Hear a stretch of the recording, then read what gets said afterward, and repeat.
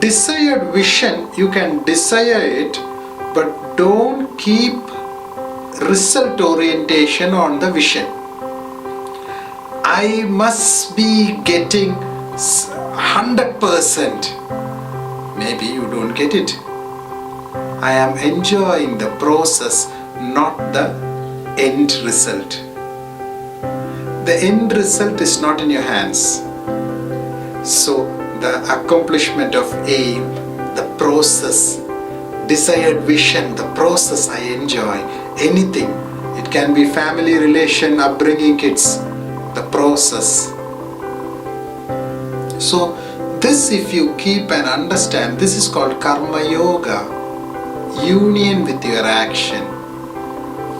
Then the life is really content, because you have the total overview, the clarity. So the success is the rate, not on the result.